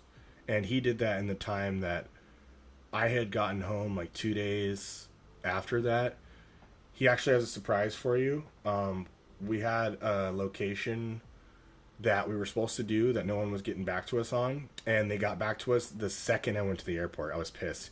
So Casey did a thing. And you'll see that in a couple weeks. Or maybe this week. I don't know. Yeah, thank you so much for loving the podcast. I'm loving the fact that, like, the podcast is building its own audience underneath the people that just, you know, think that the only part of my life is paranormal, you know? And I appreciate that, because, like I said, man, you're going to see me on my channel. I'm going to do, pardon my French, but I'm going to do whatever the fuck I want. I'm going to be a musician. I'm going to be a writer. I'm going to be a poet. I'm going to be someone that, like, I'm going to be someone that can express myself in my articulatable wisdom. I'm also going to be a paranormal enthusiast. I'm also going to be a paranormal investigator. I'm also going to be a horror enthusiast. I'm also going to be, an extraterrestrial investigator. Like, I'm going to be all of these things that I'm interested in. I'm not going to be pigeonholed by anybody. And I challenge all of you out there, don't be pigeonholed by anyone. Don't ever let anyone or any audience tell you who you are. Because ultimately, you're the one that has to live with it. You're the one that has to sit there and say, is this thing that I'm interested in me? Is this thing that I do, is that all that I am? No, it's not. And I can tell you right now, from For me, absolutely not. I have been interested in so many things. I get right to the end. With a lot of stuff, and I'm like, accomplish it, and then I say, you know what, I'm there, but do I really want to turn this into a job or turn this into a career and ruin the fun for myself? No, I don't. And luckily, with like paranormal investigation, that is like just for that's endless curiosity, endless. If I didn't have a camera and I wasn't doing and we weren't doing YouTube with it, I would still be trying to put myself in those situations just to see like where the actual human experience takes you, because that's what it's about. What happens at the end. Pigeons are weak as fuck. Birds aren't real. I've been seeing that all over the internet. I don't know what it means. It's just hilarious. Oh, man. Switch things up, hunting myths and legends. Yes, we would. We've actually tried. The thing is and that's something that not a lot of people... Let's give you another dimension of how this works. So, I'm not going to break it down in a way that has been broken down online and sound like I'm a professional or anything like that, but the internet's crazy, man. YouTube's crazy. It's some people are in certain genres that actually have a higher return for viewership than other genres. If you decide to do content of a certain style, there's a chance that the style that you pick that you're good at is actually not producing you the same amount of income, because that's the thing. No one wants that to be reality, but it is. We exist in a capitalist society. We have to be able to feed ourselves and afford to keep a roof over our head with the thing that we spend our time on. It just is what it is. But for me, like I said, it's not for massive viewership. Even me, the podcast total that I've done, I'll be completely transparent with you. All of the episodes of the podcast that I've done so far have earned me $65, which is great. Some people post videos online, it earns them $0. I'm happy about that. But cumulative time of the podcast alone, not to mention filming the workouts and carrying around a GoPro and having to do that whole thing and carrying around I have my Sony. I don't know if you guys can see it. My Sony's over there in the dark. Can you guys see that? I don't know. Let me see here. Okay. You see that camera just sitting by my back door? Yeah, I have cameras and tripods going with me at all times, in my truck, carrying that around. So when you're talking about 100 hours of editing and also letting people see what my life's actually like and carrying cameras around and gear and making sure I have extra batteries, that's a lot of effort to do unless you're passionate about it for $60. So with the extraterrestrial stuff and the AI stuff, the return on it is usually good, but when we're really gung-ho, man, and Casey's not playing around, dude. He's a gunslinger. That dude's a cowboy. That dude will take the entire revenue from YouTube that month and say, dude, we got to go to this place. We have to go to this place. We have to pay for this. We have to get the licensing. We have to get the insurance. We got to do this. We got to do that. Everybody right here that wants to get involved and hook us up with this thing, we have to make sure they're taken care of too. And then on top of it, we got to feed ourselves, fly ourselves there tomorrow, so that's expensive, and go get it done. And he will say, you know what? I mean, dude, it was the most surreal thing to me when he told me what he spent on the meet and greet in Vegas. The guy literally he could have paid his house off, but instead he threw a meet and greet for the fans. That was all, there was no money made there. $0. Even with the tickets. That was a loss for sure. But he was dedicated. He said, I really want to see, and I really want to interact with the people that are diehards, that are willing to come and fly to Vegas on Halloween to come and see what we're all about. And ultimately, it was a huge success in that way. I would love to do cameos, personally. I would love to do cameos in a lot of different ways. I would love to do cameos, in some comedy. I would love to do cameos for other channels that produce, similar content. I mean, hell, I would even love to do cameos for other paranormal channels. So if you guys have any hookups on that, let me know. We're really not that good at finding sponsors, and that's not what we're all about necessarily. Not that we're unwilling to. It's just that, there's only so many hours in a day, dude. There's only so much energy out there. When you're trying to be your own marketing and PR on top of trying to deal with what the hell you just experienced with your own eyes, plus on top of that, the editing and all that other stuff. And like I said, man, as far as the editing and all, dude, Casey is the man.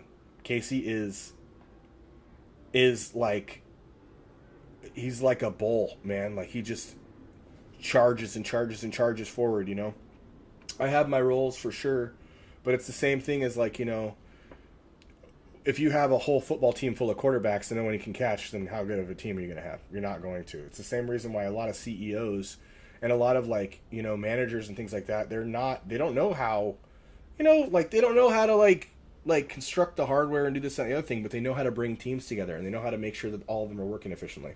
Oh yeah, super hard. Super hard. Thank you so much. Yes, I know we are.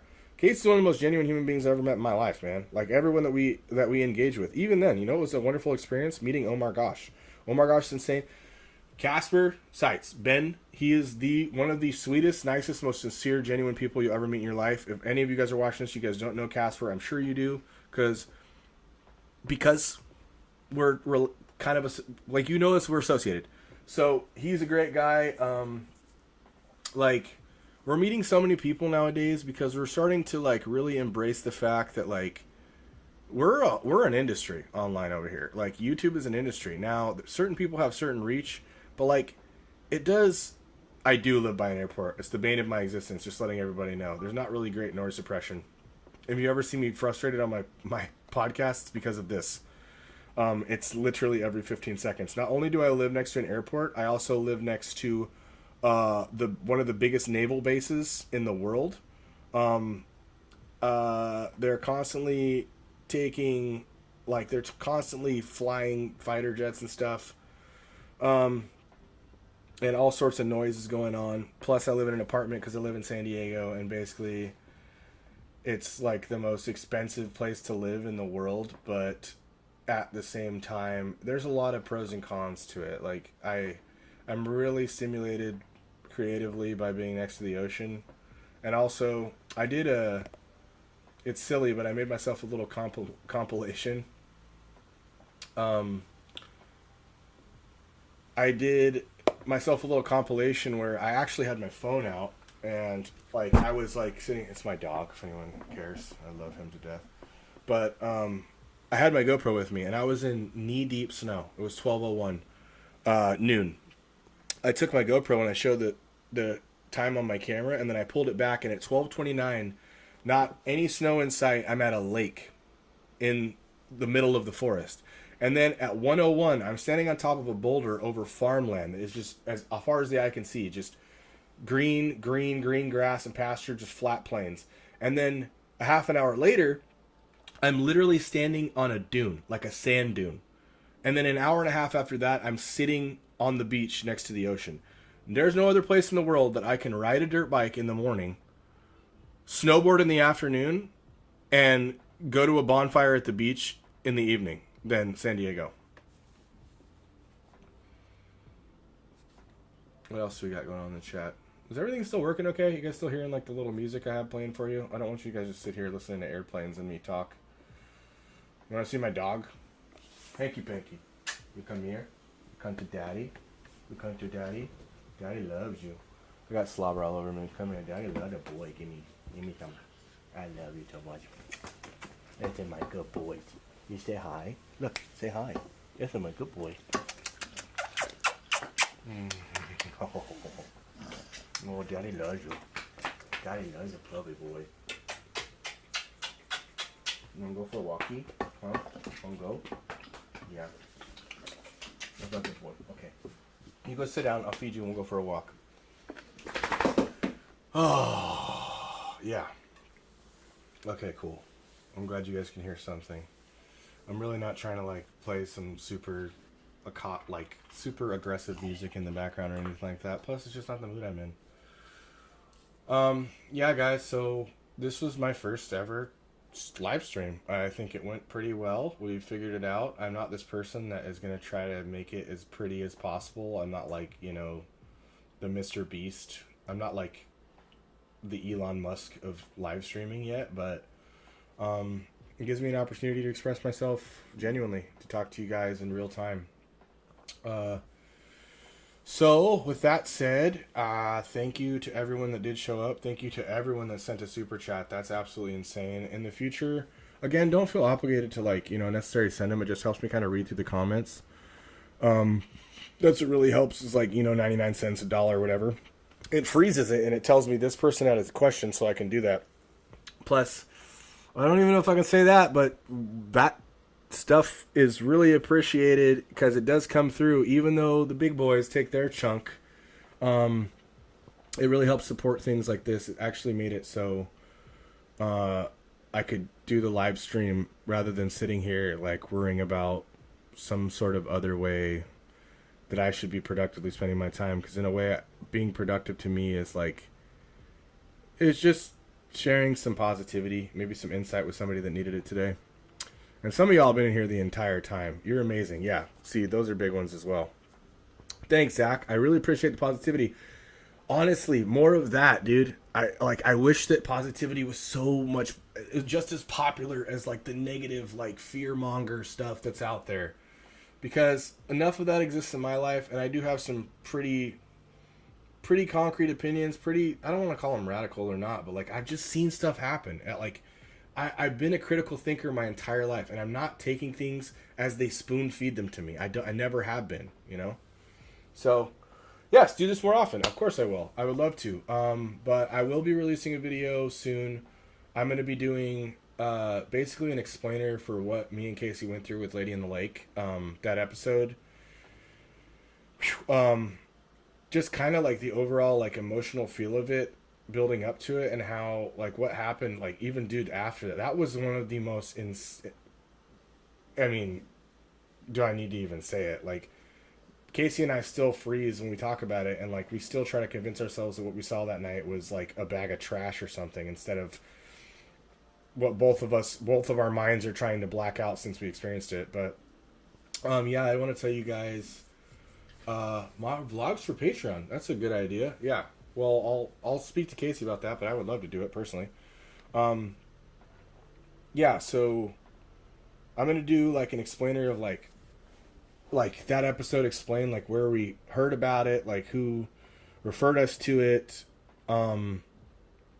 like approaching it, like even then, man, Casey was like leading that big time, and something with Lady in the Lake, that episode, I will say, that location, like Casey pretty oftenly, like he's pretty receptive to energy out there, and I myself.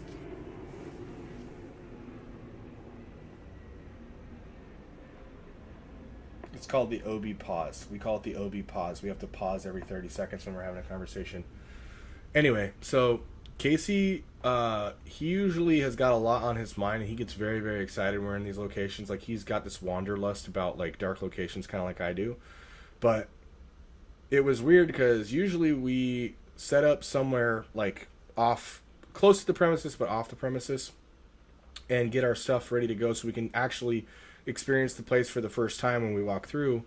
Because it's for us, too. It's, like, curiosity for us. Like, we want to, like, see what's there with you guys, you know what I'm saying? We don't want to like know beforehand.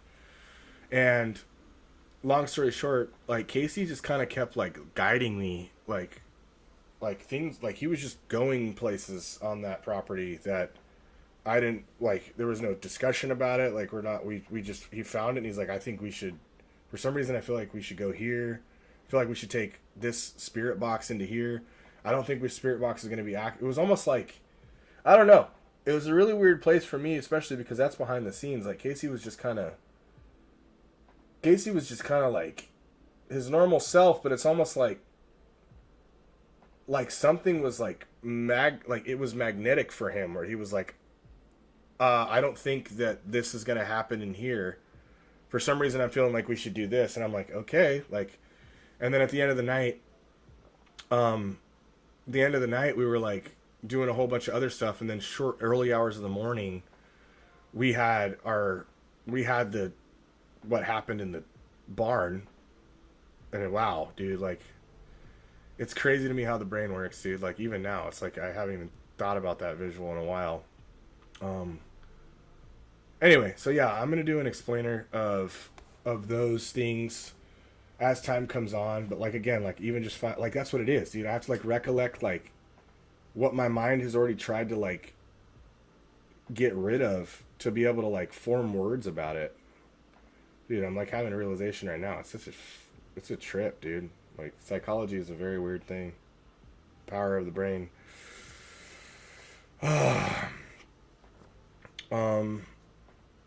Yeah, there's some crazy stuff, man. Like again, I would be crazy to say that it's impossible for me to be infiltrated by something because I've had it happen. That Penhurst shit, you guys can watch the video. That was too much. That was more than enough. That was enough for me. I'm okay with seeing stuff, but it's different. Like I said, when you're having other people's thoughts, that's not a good thing. That's terrible. That was them, man. What's funny is I'm actually wearing that shirt right now, but I wasn't around during those days. That was a long time. It was like about a year before I showed up. I definitely knew Casey and Tanner were involved at the time because, like I said, I was friends with Tanner forever. But see you later, guys. Thank you so much. That's something that, like, even for me, when I saw that, I was like, dude, it's scary as hell, but I would love to experience that myself. I would love to go back there and have the exact same activity. But the fact of the matter is, guys, is like, there are so many locations that we go to that are literally just, you don't see them because whoever told us that they were extremely active, we know what extremely active is now. Like, we have seen it firsthand. Extremely active isn't, I saw my reflection in the toilet water. Sorry, it's not going to cut it. But, yeah, no, some of these other places, like, I'm honestly, there's a certain, like, level of jealousy that comes in where it's like, how did you guys get to experience all this stuff? And I wish I was there for it. But it's not every place that there's something powerful enough to move objects or to, like, talk to us or to really manipulate the devices. One of my favorites that I don't even know if you guys saw, I don't know how many people saw it, but before I go, I'm going to comment on it. We were in, like, one of the biggest cemeteries in, I think it was Virginia at the time. And I don't remember the name of the cemetery, but there was, like, a Catholic school across the street. It was, like, fucking 300 years old. Crazy. And we pull out the obelisk, and I'm not even kidding you. The obelisk kept telling me names, and it never kicks out names. Maybe once in a while it kicks out Pat, Jack, Mark, whatever. The obelisk started kicking out names, and I'm not even kidding you. It would say, James.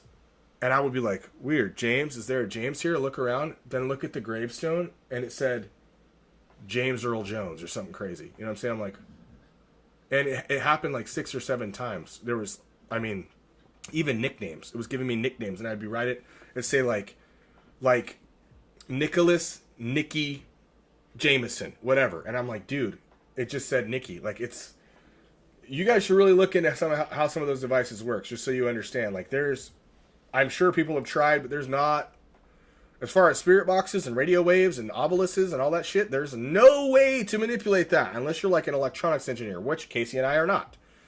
So, yeah. Delicious. I never hear it called delicious.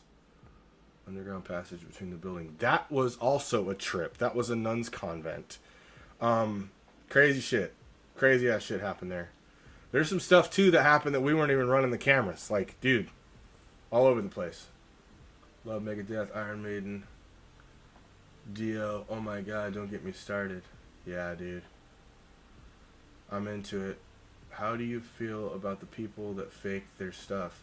That's the thing. Is there some stuff like, and again, this is something that as a caveat, like, obviously we add music, obviously we make an entertaining episode, but there is stuff that you have to experience firsthand just to really realize, like, how there are people out there that do fake things, is what I'm trying to say. But at the same time,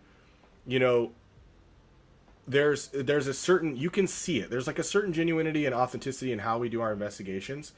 And just because, like, we add music or like we put like a title screen that says, boom, the time has come, just to increase the entertainment, doesn't mean that any of the content of the actual investigation was false. We can't prove to you what certain stuff was. We have no explanation for some of the stuff. We have none, right? But at the same time, so many things happen when we're filming that if we didn't have cameras running, if we were trying to explain it to someone else, they would call us crazy. They would have us committed. They would tell people, hey, this guy's a crazy guy, don't talk to him. But thank God for whatever energies Casey and I have that pull this type of activity out of the ether.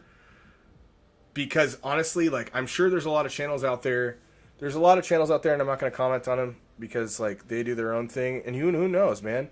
Maybe some of it is real. Who am I to pass judgment? I wasn't there. The craziest thing about the paranormal is that how it mimics. It has this familiarity when it's happening. It's like it mimics things that you would experience in regular life, or like you might actually be seeing something that is doing something, or like seeing a person moving something, but the camera doesn't pick it up. You know what I'm saying? It's almost like the vampire looking in the mirror kind of thing. Like he knows it's there. Everyone that's standing around knows he's there, but if you were to see it in the lens or through a mirror, it's not there. Anyway, yeah. Things that made me a believer, man. There's so many things. Like, obviously, you guys, if you guys read that story, you heard the Ouija story. I would like to save this for like another explainer video, but when I was really young, like I was like 6, 7 years old, I used to see things in the sky when I look out my bedroom window, and I'm talking like people, like just observing me. I'm fully awake, fully know. I'd peek out the window and I look up at them. They'd acknowledge me. Sometimes they'd wave. And then after I started talking about it with my parents and stuff, they would reassure me that it's not real, it's not real, it's not real. So my mind started to believe, like, this is not real, not real. Pay attention to the corners of your vision, guys. That's something I will say. Pay attention to the corners of your vision. If you are unfamiliar with paranormal experiences, when you see someone in your peripheral vision, don't just count that as my mind's playing tricks on me all the time. When you see something or someone, an animal, if you see, it's not going to happen all the time, but when you see something move, like out of frame, and you look and you turn, you could be experiencing images that are like, it's almost like, okay, so this is a dark explanation, but you know how like when you've seen, if you've watched any of the documentaries or any of the informative docu-series as I have, when there's like a nuclear or atomic blast and there's people present, it exposes like their shadows there on the wall forever. So same thing goes with other energies. When a strong enough energy is present for a long period of time, that same kind of like, what's the hell is the word called when you develop a picture? Whatever. So that same thing kind of happens to, I don't want to call it the fourth dimension. That same thing kind of happens in the ether. If you believe in the quantum physical, metaphysical, physical properties of the ether we exist in, like I do, where that is just, it's a remnant of the energy. And even though it happened 100 years ago, it was strong enough that you showed up and you had the right lens on to be able to pick it up, like infrared light or something, you know? And your imprint, there you go. Thank you so much. Okay, so like, it might be not just a picture like imprint, not like a physical like cutout imprint or like something like Sikink, like a Polaroid, but it's an imprint of the activity or the action. And I tell you, like, growing up, my entire life has examples of that throughout, guaranteed. Indian burial ground. I mean, things like I said used to move around my house. One of the most drastic things, I was at my friend. I don't even know if she's watching. She might be watching. She's a Patreon member now. But there's another guy we went to school with, DeLoss. His name was DeLoss. I'm not going to give his last name. But I was at his house. His mom, I don't know why I want to give you that detail. His mom used to do this crazy thing where she'd make chocolate cake and put chili on it. But I was at his house. It was his birthday. And it was like in the dusk time. And I walked into his kitchen. He's excited like a kid, 7, 8 years old. This is before that stuff. This is like the beginning of when I started getting interested. Yeah, but like we were just standing there and we were talking about regardless of what, and I told him that I used to tell like a lot of people. I used to tell, not like I wasn't parroting it. I wasn't like on like a broken record, but like for some reason it would come up in conversation a lot. I'd ask my friends like, "Hey, does this stuff go on at your house?" Because like we all live like in the same neighborhood, whatever. But we were sitting in his living room and he was talking about something, and I asked him, I was like, does this stuff happen to you? Like, does this stuff go on at your house? He goes, no, not really. Sometimes there's weird stuff. Like, I used to think it was funny. Our toilet paper roll would unroll by itself sometimes, and things in our bathroom would be weird. And I was like, oh, that's weird, because at my house, and before I could even get it out of my mouth, the hood, like the oven hood, the one that sucks the air above the oven out, the little thing that sticks out, frisbeed across the room and just slapped the wall. And that was like 8, 9 years old, man. I mean, him sat there and we looked at each other, and I'm like, and that was the end. Like, we didn't talk about it. We both ran to our fucking parents. I was like, hey, like, I don't even know what the hell just happened. Because, dude, like, what are you supposed to explain? Like, not to mention, I'm sure at the end of it, caveat to that, him and I weren't the greatest friends. We just knew each other from school, so it's not like I spent a whole lot of time with him. You know, that's the type of thing where it's like something broke and you're not going to go tell your parents, hey, so this thing just randomly happened. They're going to be like looking at you like, oh yeah, sure. Like, you didn't just rip it off the thing and throw it across the living room. No, dude, we didn't. So imagine all of that, dude. Like, imagine growing up with that shit. You know, things happen and you can't explain them already. And then your parents explain them by saying that it was you or something that you did. And in reality, it all it does is just mystify it even more for you. So, yeah, poltergeist for sure, man. I'm telling you, look up the Bernal Mountains, Bernal Middle School specifically. I mean, I'll even give you the fucking zip code. Look up 95119. That is literally my old neighborhood that I was talking about.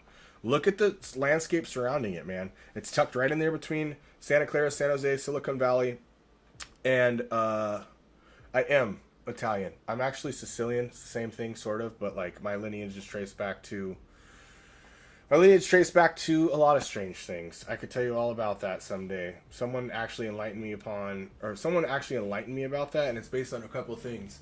I have something called a Galea helmet scar underneath my my chin and my beard. I had this little small like bald spot because allegedly men from a certain lineage, specifically a patriarch, were so isolated in their activity in life, like they were all like a part of like, it sounds like a humble brag, but it's not. Apparently they were all part of like some sort of like militia or army where all of his sons spread out and they became dark-haired and dark-eyed, and they used to wear a helmet which would have a strap on it. Because of that, all of them throughout that lineage, over time there was a deformation of it, and it created a bald spot under the chin. Anyway, so yeah, look up the Bernal Mountains, look up that Santa Teresa Mountains area that I talk about. I mean, there's so many things up there, man. It's one of those writings on the wall situations. Indian burial, or Native American burial ground. Sorry, that's a new term. Native American burial ground. There's the mystery spot. There is, I mean, so many things up in that area, man. Like, it's like a hotbed for paranormal activity. It's a wonder. That's one of those. I mean, I could tell you, what is this? That hamster dance song grows on you. Anytime. Is the hamster dance? Is the hamster dance? Ibba da dee ba do do dee ba da dee dee do? Is it that song? I haven't heard that in a while. Okay. OG gangster. Thanks, dog. Is that what it is? Is that the hamster dance? Zip code was 95119. That's where I used to live. Thank you so much for telling people. Alrighty, guys. Well, hey, I got to cut this short. Well, not short. It's been 2.5 hours. I got to cut this off where it's at. I really hope everyone enjoyed this. I know it was kind of all over the place, but such is life. Such is my brain sometimes. I hope I see you guys on the next live. This guy, what do you want? What are you doing? This guy is over here trying to go on a walk, and I need to make him dinner and me dinner. Are you pawing me, dude? Are you going to hold my hand? So, thank you for everyone that tuned in. I really appreciate all the super chats you guys sent me. It really helps out. This is what I do full-time for work nowadays, and it's not getting any easier, and I'm only creating more and more promises and more commitments. Tyrone, you missed it, but it's going to be on there, man. I'm going to be doing this a lot more. Edinburgh Manor, Iowa. Yes, actually, in the comments, please, Michael, don't worry, bud. I'll be back. It's all pre-recorded, or it's all recorded now, so you can watch it. Please, help us out, because I actually just recently did a reaction video that I haven't released yet. Because I'm like one of those guys with a critical mind of my own art, and I'm just like, I want to make sure I put out stuff that's sincere and good and doesn't feel like, you know, like I didn't like the audio in it and stuff. Anyway, but go into the comments, go wherever you want to. I just got my United States passport. I finally was able to get it, and now I'm really thinking, dude, Japan for the forest. We all know which one I'm talking about, the word that I'm not allowed to say on YouTube. We're thinking the forest. We want to do something. We're thinking a lot of the chateaus in France, man. Also, the UK, full of a bunch of stuff. So, wherever you'd like to see us go, especially if it's foreign, let me know in the comments. Let me know. I mean, let Casey know on Mindseed TV too. He kind of operates that page for all intents and purposes, unless he needs my help. But yeah, let me know. Like, blast it up wherever you possibly can. And also, follow me on Instagram, dude. Colton MSTV. I share a lot of stuff on there too, and I feel like I don't ever let anybody know that that's where I'm at. So like, no one really follows me over there, and that's probably the platform I want to use. Probably the platform I use most for the Mindseed TV like official social media stuff, and for Colton MSTV. So, love you guys. Thank you so much for showing up in my first ever podcast. There was some hiccups, but we figured them out, and I will see you next time.